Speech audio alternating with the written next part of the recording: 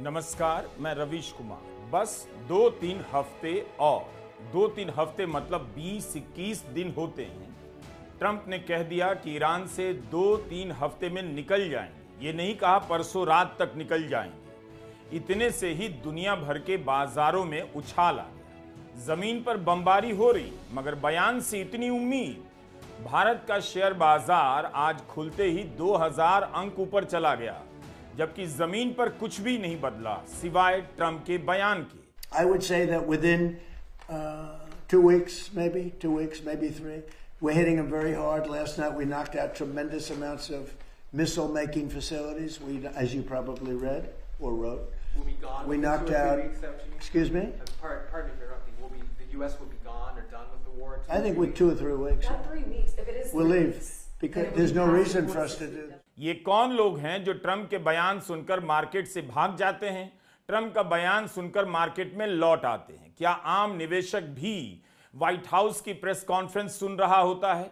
आर्थिक मामलों के जानकार अनिंद्यो चक्रवर्ती ने कहा कि मार्केट में 75% पैसा केवल 2% निवेशक का है, यानी कुछ हजार बड़े निवेशकों का। रिटेल इन्वेस्टर का इसमें कुछ भी नहीं। भले रिटेल इन्वेस्टर की संख्या 1.25 करोड़ बताई जाती है। तो इस तरह की जानकारियों को यहां वहां से जुटाकर हम आज भी हाजिर हैं, ताकि आपको युद्ध और युद्ध के पीछे का खेल साफ साफ दिखाई दे। एक खेल और भी हो सकता है। बाजार के जरिए बैंड बाजा बजवाया जा रहा है, ताकि जब ट्रंप वापस होने का फैसला कर लें तो हार हार की तरह ना लगे नहीं कि ईरान से भाग कर आ रहे हैं। पता लगे कि इतना बड़ा फैसला लिया है, मार्केट भी जिसका स्वागत कर रहा है। ट्रंप मार्केट को नचाए जा रहे हैं। अचानक कह दिया अमेरिका नेटो से निकल जाएगा, तो भारत का बाजार 900 अंक के नीचे आ गया। इंडिया के शेयर मार्केट का नेटो से क्या लेना देना? पावर की एक आदत होती है, आपको लगेगा सत्ता आपकी आंखों में सूरमा लगा रही है। दरअसल वो होती धूल है। लिखकर पर्स में रख लीजिए, भारत में कमर्शियल गैस का दाम 1 महीने के भीतर 310 रुपया महंगा हो गया। हवाई जहाज का ईंधन महंगा हो गया। महंगा अमेरिका में भी हुआ, लेकिन ट्रंप कह रहे हैं $4 प्रति लीटर हो जाने से अमेरिका को कोई फर्क नहीं पड़ता। लोगों को फर्क इस बात से पड़ता है उनके सर से खतरा टल गया। A couple of questions for you on Iran, but first one that affects Americans here at home: gas prices. Today they hit $4. We're at $4, yeah, and we have a country that's not going to be throwing a nuclear weapon at us in 6 months. Of course, but Americans are feeling the effects in the interim of this And they're also operation. feeling a lot safer. Trump कह रहे हैं $4 प्रति litre होने से America के लोगों को कोई फर्क नहीं पड़ता। और CNN में एक रिपोर्ट है कि इसके कारण कम कमाई पर जीने वाले अमेरिकी एक शाम का खाना तक छोड़ रहे हैं ताकि पैसा बच सके। राष्ट्रपति बहुत दयालु प्रतीत होते हैं। ट्रंप राष्ट्र को संबोधित करने वाले हैं। भारतीय समय के अनुसार 2 अप्रैल की सुबह 6:30 बजे के करीब अटकलें चल रही हैं कि ट्रंप क्या करने वाले हैं। ईरान से युद्ध खत्म करने का ऐलान कर देंगे या जमीन से जंग छेड़ देंगे। इसके लिए उन्हें राष्ट्र के नाम संबोधन करने की भी जरूरत नहीं। ऑस्ट्रेलिया के प्रधानमंत्री ने अपने देश को संबोधित किया है। एल्बनीज आमतौर पर राष्ट्र के नाम संबोधन नहीं करते, इसलिए उनका यह संदेश अपने आप में खतरे की घंटी के रूप में देखा जा रहा है। उन्होंने कहा कि युद्ध का अंत नजर नहीं आ रहा, इसलिए आने वाले महीने मुश्किल हो सकते हैं। टकराव का असर लंबा रहेगा और तेल के संकट और पेट्रोल के बढ़े हुए दामों के कारण युद्ध को लेकर पॉजिटिव होना मुश्किल हो गया है। आप सामान्य रूप से जी सकते हैं, लेकिन अपनी गाड़ी की जगह पब्लिक ट्रांसपोर्ट का इस्तेमाल कर सकते हैं तो कीजिए। जितने तेल की जरूरत है उतना ही भरवाइए, मगर अपने आसपास के लोगों के बारे में भी सोचिए। सरकार दूसरे देशों से तेल की सप्लाई के ऑर्डर मंगा रही है। जुलाई तक एक्साइज रेट आधा कर दिया जाएगा। ब्रिटेन के प्रधानमंत्री स्टारमर ने भी राष्ट्र को संबोधित किया है और कहा है कि देश पर लंबा असर पड़ेगा। उन्होंने कहा कि ब्रिटेन 35 देशों की बैठक बुलाकर होर्मुज के खोलने के विकल्पों पर बात करेगा। स्टारमर ने साफ साफ कह दिया, मुझ पर बहुत दबाव है कि ब्रिटेन युद्ध में शामिल हो, लेकिन युद्ध में शामिल नहीं होगा। ऑस्ट्रेलिया, ब्रिटेन और अमेरिका 3-3 देशों के प्रमुख राष्ट्र को संबोधित कर रहे हैं। इसे लेकर संदेह पैदा किया जा रहा है, कहीं युद्ध लंबा तो नहीं खींचेगा। इस्राएल के विदेश मंत्री ने कहा है कि वह वादा नहीं कर सकता कि उसके लिए यह अंतिम युद्ध होगा। This is not our war. We will not be drawn into the conflict. That is not in our national interest. And the most effective way we can support the cost of living in Britain is to push for de-escalation in the Middle East. Trump क्या कहेंगे इसका इंतजार कर लेना चाहिए। फिर भी पिछले कई दिनों से ट्रंप इसी लाइन पर बने हुए हैं कि युद्ध का मकसद पूरा हो गया और कुछ दिनों में ईरान से निकल सकते हैं। इसी लाइन पर इस्राएल के प्रधानमंत्री नेतन्याहू भी बोलने लगे हैं। नेतन्याहू ने भी कहना शुरू कर दिया कि ईरान हमारे लिए अब भी खतरा तो है, लेकिन अस्तित्व का खतरा नहीं। तो क्या नेतन्याहू और ट्रंप अब दोनों युद्ध को लेकर एक राय पर पहुंचते दिखाई दे रहे हैं? बिना इस्राएल की रजामंदी के ट्रंप इस जंग को खत्म नहीं कर पाएंगे। We have had regime change. Now, regime change was not one of the things I had as a goal. I had one goal. They will have no nuclear weapon. And that goal has been attained. They will not have nuclear weapons. But we're finishing the job. And I think within maybe 2 weeks, maybe a couple of days longer to do the job. Trump कह रहे हैं कि Iran की परमाणु बम बनाने की क्षमता हमेशा के लिए खत्म कर दी गई है। 28 फरवरी को जब अमेरिका ने हमला किया, तब से उसके एक्सपर्ट कह रहे हैं कि ईरान के पास परमाणु बम बनाने की क्षमता नहीं है। अमेरिका की इंटेलिजेंस चीफ तुलसी गब्बार्ड ने सेनेट की इंटेलिजेंस समिति के सामने ऐसा कहा। काउंटर टेररिज्म के निदेशक जो केंट ने इसी बात को लेकर इस्तीफा दे दिया कि ईरान के पास परमाणु बम बनाने की क्षमता नहीं। फिर उस पर हमला किया गया। जून 2025 में जब खबरें छपने लगीं कि ईरान का परमाणु ढांचा पूरी तरह खत्म नहीं हुआ है, कुछ महीने का सेटबैक लगा है, तब उस समय ट्रंप कहने लगे मीडिया झूठ बोल रहा है, ईरान के परमाणु ठिकानों को पूरी तरह से बर्बाद कर दिया गया है। अगर उस समय बर्बाद ही हो गया था, तब फिर आज हमला करने की क्यों जरूरत पड़ी? इसका तो यही मतलब हुआ जून 2025 में ट्रंप झूठ बोल रहे थे कि ईरान के परमाणु ठिकाने पूरी तरह से बर्बाद कर दिए गए। Tonight I can report to the world that the strikes were a spectacular military success. Iran's key nuclear enrichment facilities have been completely and totally obliterated. Iran, the bully of the Middle East, must now make peace. और इस बार का भी ठिकाना नहीं कितना झूठ बोल रहे हैं। अब फिर से वही ट्रंप कह रहे हैं, 1 महीने की बमबारी के बाद ईरान की परमाणु क्षमता पूरी तरह बर्बाद कर दी गई। अब वह परमाणु बम नहीं बना पाएगा। अगर नहीं बना पाएगा तो इसका मतलब है ईरान के साथ न्यूक्लियर डील की भी जरूरत नहीं रही।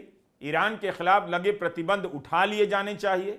जब किसी देश के पास परमाणु बम बनाने की क्षमता ही नहीं है, तो उस पर बम बनाने के नाम पर प्रतिबंध आप कैसे लगा सकते हैं? ईरान के खिलाफ परमाणु बम बनाने का भूत कब से नचाया जा रहा है?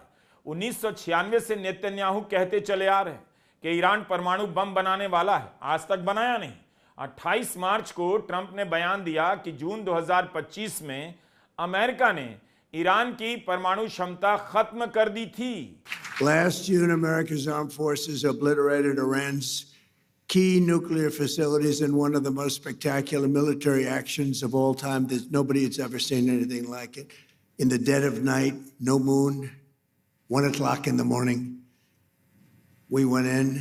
It was called Operation Midnight Hammer. And every single one of those bombs hit their mark. But after that attack, the Iranian lunatics refused to cease their pursuit of nuclear weapons. युद्ध का 1 महीना बीत गया। Iran ने बर्बादी झेली, बमबारी झेला, लेकिन एक बार भी नहीं कहा परमाणु बम बनाने जा रहा है। 2 बार हमले हुए, एक बार भी नहीं कहा, जबकि बम बनाने की क्षमता के नाम पर उस पर हमला हुआ।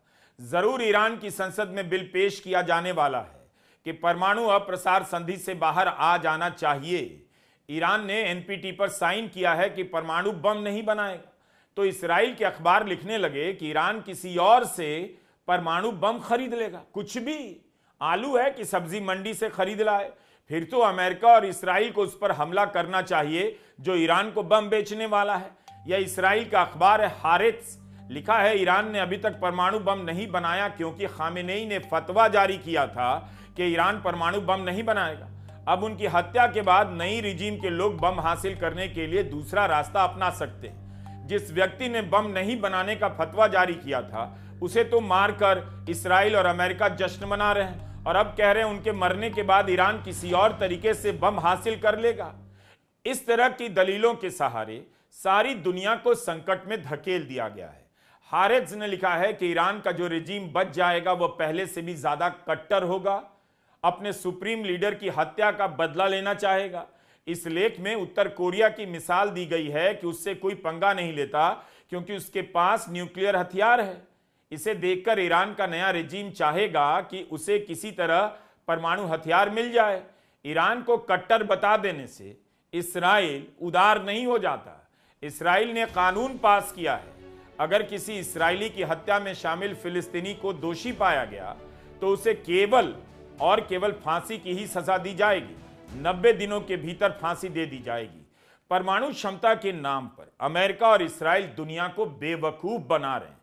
होर्मुज पर कंट्रोल करने के नाम पर भी उल्लू बना रहे हैं, लेकिन लोग समझ गए तो होर्मुज को ईगो का सवाल बनाना ट्रंप ने छोड़ दिया। अब मान लिया कि होर्मुज पर कंट्रोल उनके बस की बात नहीं।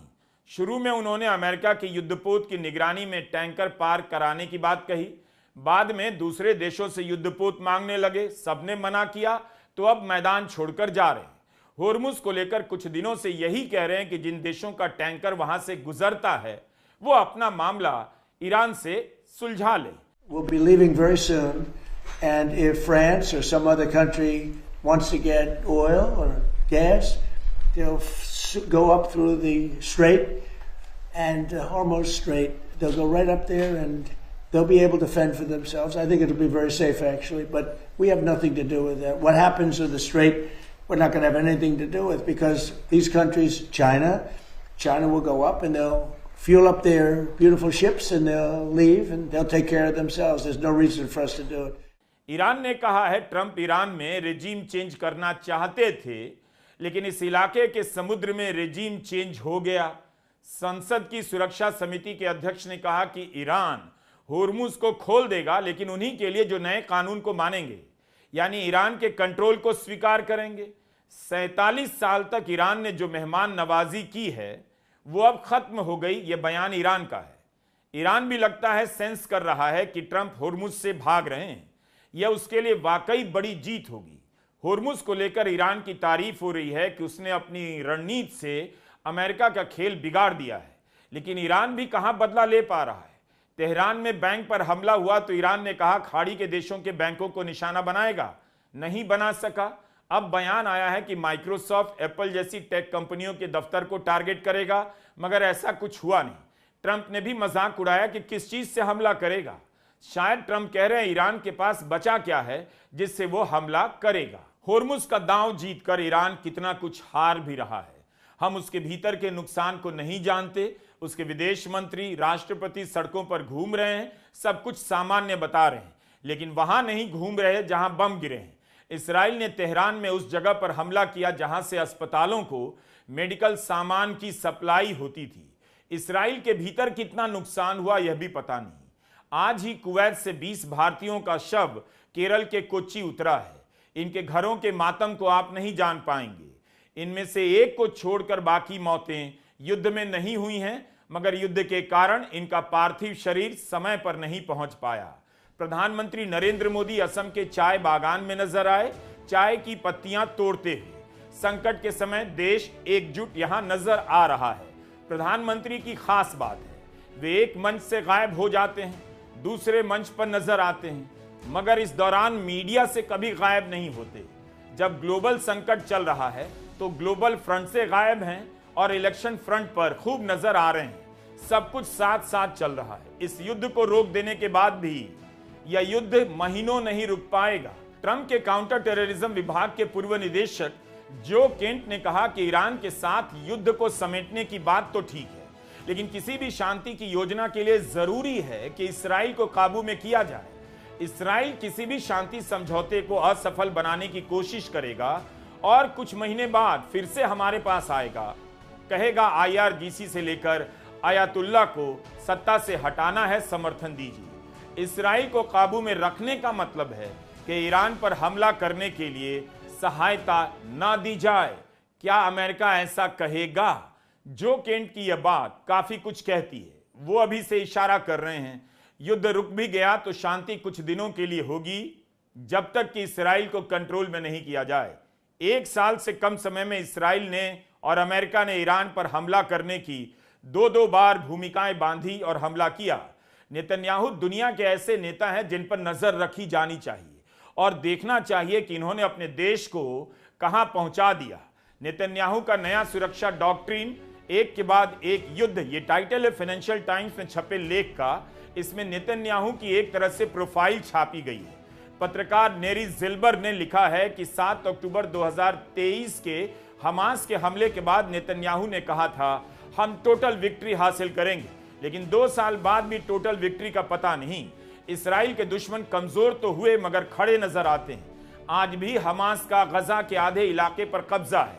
2024 में नेतन्याहू ने कहा था हिजबुल्लाह बर्बाद हो गया है, लेकिन वो उत्तरी इसराइल पर लगातार मिसाइलें दाग रहा है। 1 साल पहले उन्होंने ऐलान किया कि ईरान पर ऐतिहासिक जीत दर्ज कर ली है, लेकिन आज फिर उसी ईरान के साथ युद्ध में उलझे। जिल्बर ने लिखा है कि अब नेतन्याहू ठोस रूप से जीतने की बात नहीं करते, वो इतिहास के लंबे रास्तों की बात करते हैं, बार बार खतरों के पैदा होने और खत्म होने की बातें करते हैं, खाड़ी के इलाके में बैलेंस ऑफ पावर बदलने की बात करते हैं। वह इसराइल को एक ऐसे भविष्य के लिए तैयार कर रहे हैं जिसमें खतरे हर समय बने रहेंगे और टकराव जारी रहेगा। तो नेतन्याहू इसराइल को लगातार युद्ध में धकेले रखना चाहते हैं ताकि उनकी सियासी दुकान चलती रहे। टोटल विक्ट्री की बात भाषणों में ठीक लगती है, किसी भी युद्ध में संपूर्ण जीत नहीं होती। नेतन्याहू ने जिस तरह से युद्ध पर दांव खेला और इसराइल की जनता ने उनका साथ दिया, यह किसी भी देश में उदाहरण नहीं बनना चाहिए। हम नहीं जानते कि इन 2 वर्षों में इसराइल की आम जिंदगी पर क्या असर पड़ा। भारत के गांव में लोगों पर इतनी जल्दी असर पड़ गया, और ऐसा तो नहीं हो सकता कि इसराइल के लोगों पर असर ना पड़े। बस आपको कहानी नहीं मालूम कि यह समाज किस तरह से मानसिक रूप से, वैज्ञानिक रूप से, आध्यात्मिक रूप से बर्बाद हुआ है। इसराइल को एक बात समझ आ रही है कि इस युद्ध के कारण अमेरिका में इसराइल को लेकर जो सहमति थी, जो समर्थन था, वो अब कमजोर हो गया है। आम अमेरिकी इसराइल के खिलाफ बातें करने लगा है। इसराइल अमेरिका के भीतर ओपिनियन मैनेज नहीं कर पा रहा। यूरोप के देशों की जनता में उसके खिलाफ नाराजगी बढ़ती जा रही है। ट्रंप नेतन्याहू का साथ देने के लिए अपनी जनता को नजरअंदाज कर सकते हैं, लेकिन यूरोप के देशों के लिए ऐसा कर पाना मुश्किल हो रहा है। इसलिए ब्रिटेन, फ्रांस, जर्मनी और इटली ने अमेरिका को सैन्य मदद करने से मना कर दिया। इसराइल के खिलाफ बोलने लगे, जबकि यही देश और इन्हीं के प्रधानमंत्री, राष्ट्रपति गजा पर नरसंहार के समय इसराइल के सामने नतमस्तक थे और उसके खिलाफ हो रहे विरोध को अपने अपने देशों में कुचल रहे थे। खबर है कि इटली ने अमेरिका को अपने एयरबेस का इस्तेमाल करने से मना कर दिया। मीडिया रिपोर्ट के अनुसार ईरान युद्ध के लिए हथियार ले जा रहे एक अमेरिकी विमान ने प्रक्रिया का पालन नहीं किया तो उसे सिसिली के एक एयरबेस का इस्तेमाल करने की अनुमति नहीं दी गई। फ्रांस ने अमेरिका के हथियारों से लदे विमानों को अपने आसमान में उड़ने की अनुमति नहीं दी, तो ट्रंप ने पोस्ट किया कि फ्रांस बिल्कुल भी मदद नहीं कर रहा। उधर पोलैंड के रक्षा मंत्री ने साफ कर दिया कि वो अपने पेट्रियट मिसाइलों की बैटरी को रिलोकेट नहीं करेंगे। उनका इस्तेमाल पोलैंड और नेटो की सुरक्षा के लिए हो रहा है। जो खुद को ताकतवर समझने लगे थे, उनसे बोला नहीं जा रहा।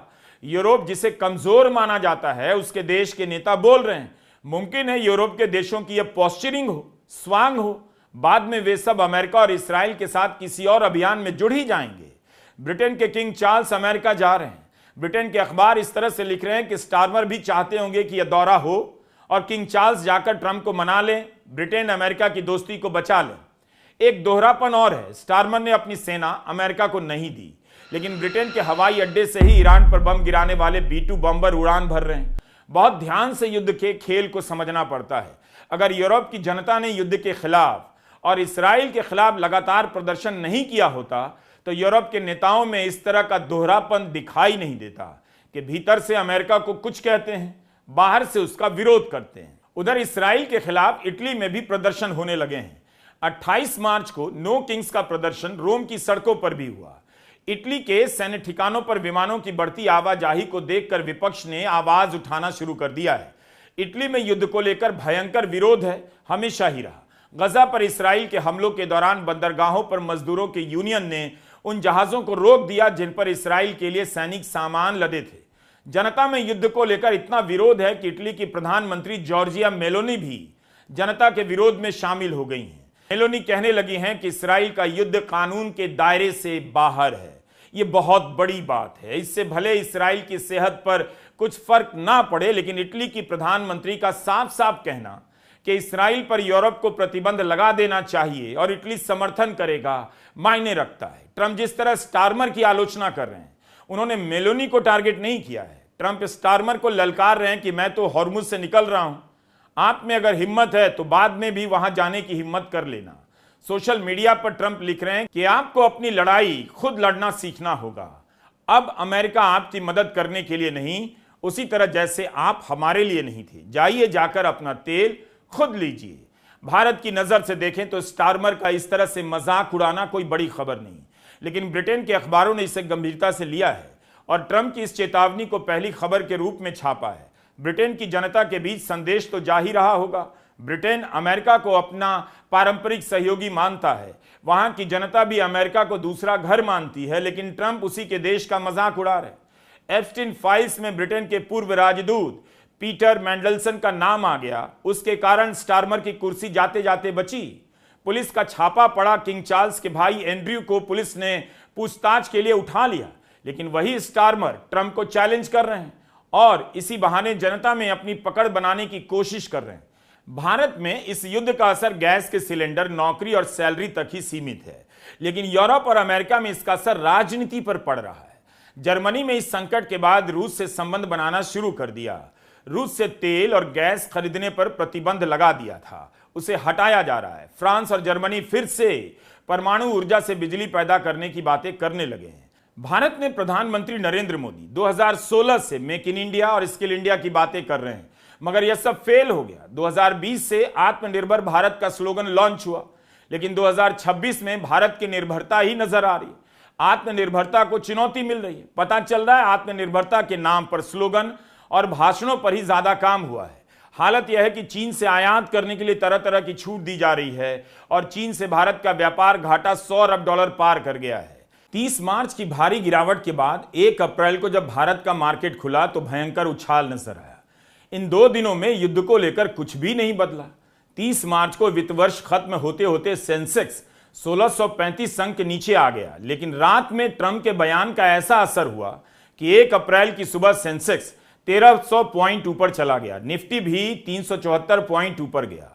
युद्ध खत्म होने की खुशी में तांबा 2 हफ्ते के सबसे अधिक रेट पर पहुंच गया। यूरोप से लेकर जापान तक के बाजारों पर युद्ध का प्रेशर कम हुआ है।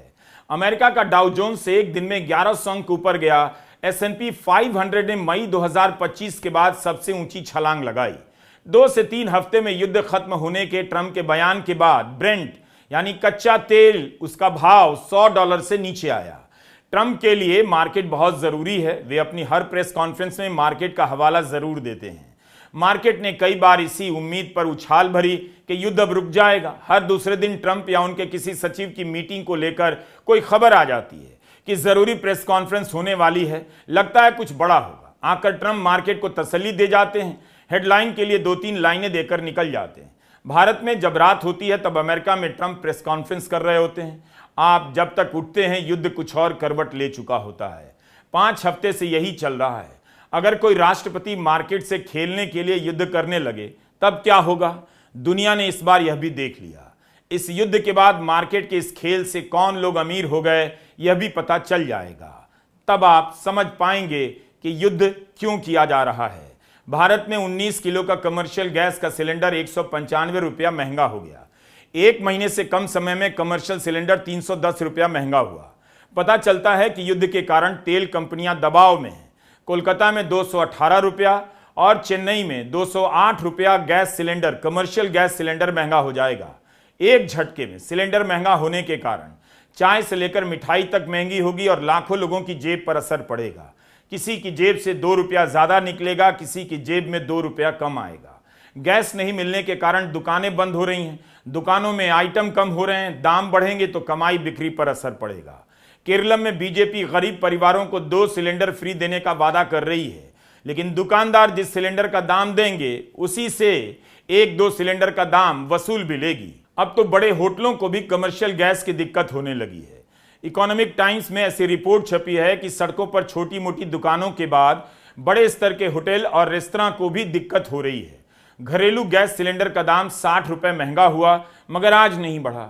अगर 5 राज्यों में चुनाव नहीं होते तो पेट्रोल और डीजल के दामों को लेकर हाहाकार मच रहा होता। दरअसल यही वो संकट है जिसका मुकाबला एकजुट होकर करने के लिए प्रधानमंत्री कह रहे हैं। प्रधानमंत्री ने इसी संकट का सामना धैर्य के साथ करने के लिए कहा है। आप तो करेंगे ही, विकल्प तो कुछ है नहीं, लेकिन क्या सरकार संकट का सामना कर रही है? करती तो ग्रेटर नोएडा के एयरपोर्ट के उद्घाटन में इतना पैसा नहीं फूंकती। सरकार भी अपने कार्यक्रमों को सादा कर सकती थी, पैसे बचा सकती थी।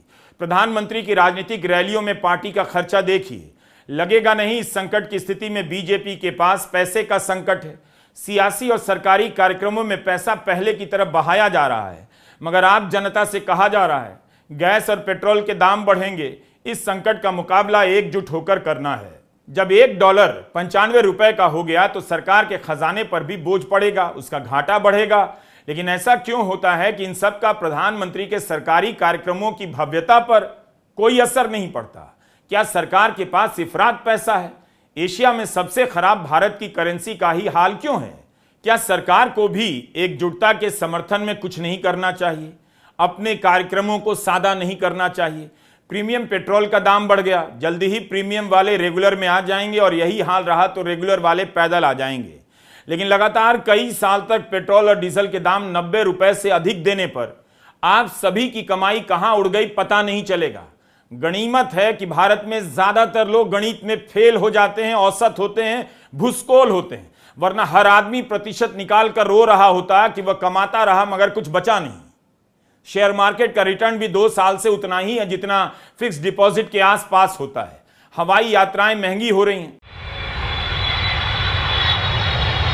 घरेलू विमानों के टिकट के दाम में तेजी से बढ़ोतरी ना हो, इसके लिए सरकारी कंपनियों ने टुकड़ों टुकड़ों में तेल के दाम बढ़ाए, लेकिन दाम तो बढ़ेंगे। आपका टिकट पहले जैसा तो नहीं होगा। विमानों के ईंधन के दाम भी बढ़ रहे हैं। सारा फोकस गैस, पेट्रोल, किराए पर है, लेकिन इनके कारण किस किस का दाम बढ़ा है इसका हिसाब आपको ही लगाना पड़ेगा। यह टफ टाइम है, मगर उससे भी ज्यादा कंफ्यूज कर देने वाला टाइम है। एक खबर कहती है भारत में पेट्रोल में इथेनॉल मिलाया जा रहा है। कोई सवाल उठा देता है दूसरी तरफ की ज्यादातर गाड़ियों के इंजन तो इथेनॉल के लिए बने ही नहीं, उन पर बुरा असर पड़ेगा। मिडिल क्लास होशियार माना जाता है, मगर मिडिल क्लास शिकार हो गया है। भारत में 12,000 इंजीनियर की नौकरी चली गई। ऑरेकल कंपनी ने सुबह सुबह 6 बजे एक ईमेल भेजकर उन सभी को बाहर कर दिया। ज्यादातर तो बेंगलुरु में ही रहते होंगे। एक शहर में हजारों इंजीनियर की ब्रश करने और सुबह की चाय से पहले नौकरी चली जाए, गट और माइंड पर क्या असर पड़ता होगा कांट से। 1 महीना पहले एआई समिट के नाम पर बड़ी बड़ी डील की घोषणा हुई और एक झटके में 12,000 इंजीनियर भारत में बेरोजगार हो गए। आईटी कंपनियों के चौथी तिमाही के रिजल्ट बता रहे हैं कि आने वाले समय में नौकरियां और जा सकती हैं। ऑरेकल कंपनी ने दुनिया भर में 30,000 लोगों को निकाला है, निकालने जा रही है। उसमें भी भारत के इंजीनियर तो होंगे ही। अब इसके सामने इस खबर को कैसे एडजस्ट किया जाए कि 4 PM से लेकर पॉलिटिक्स के पेज को सरकार ने बंद कर दिया, नेशनल दस्तक को भी। कई सारे पत्रकारों की नौकरियां खत्म हो सकती हैं। सोशल मीडिया पर अश्लीलता, झूठ फैलाने के नाम पर सरकार हर दिन अपना कंट्रोल बढ़ाती जा रही है। वो एक नोटिस भेजकर घंटे 2 घंटे में चैनल से लेकर वीडियो उड़ा देने में लगी है। 2-4 लोगों के साथ मिलकर पब्लिक की आवाज उठाने वाले, सरकार की आलोचना करने वालों के लिए अब जगह तय नहीं है।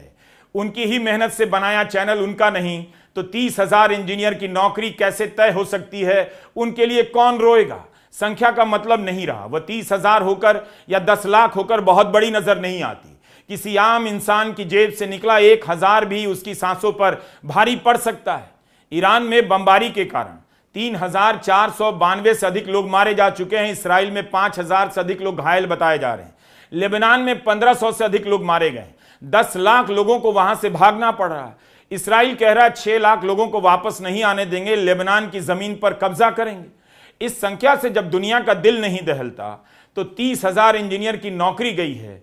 इससे किसी को फर्क नहीं पड़ने वाला। खबर आई कि फेसबुक चलाने वाली कंपनी मेटा 15,000 कर्मचारियों को निकाल सकती है, तो इस एक खबर से मार्केट झूम उठा, उसके शेयरों के दाम बढ़ गए।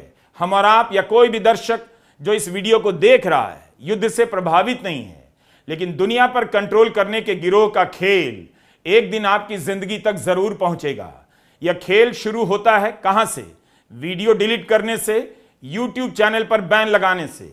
आज लोग तमाशा देख रहे हैं, कल लोगों का तमाशा बनेगा तो कोई देखने और दिखाने वाला नहीं बचेगा। मेरी यह बात लिखकर पर्स में रख लीजिए। नमस्कार, मैं रवीश कुमार।